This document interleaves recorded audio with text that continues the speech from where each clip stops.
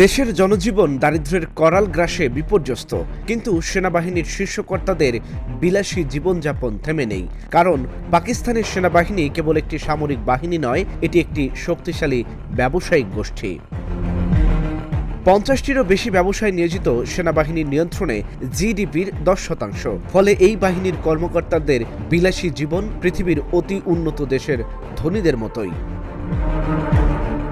পাকিস্তানের রাজনীতি, প্রশাসন, অর্থনীতি সবকিছুই সেনাবাহিনীর দখলে। পাকিস্তানে যে দলই ক্ষমতায় আসুক, সরকার চলে সেনাদের কথায়। তারা সরকার চালায়, আবার ব্যবসাও করে।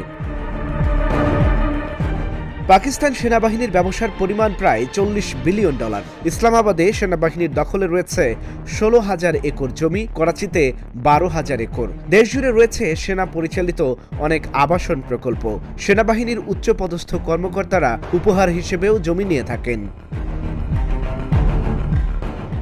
আর্মি ফাউন্ডেশন এবং অন্যান্য ট্রাস্টের মাধ্যমে তারা সিমেন্ট, সার, দুগ্ধজাত পণ্য, বেসরকারি পশমজাত সামগ্রী ও পেট্রোল পাম্পের মতো ব্যবসায় হাত বাড়িয়েছেন। ব্যাংক, বিমা, ডেইরি ব্যবসা থেকে টেলিভিশনের নাটক তৈরি পর্যন্ত করে সেনাবাহিনী। Dhaka journal, news desk.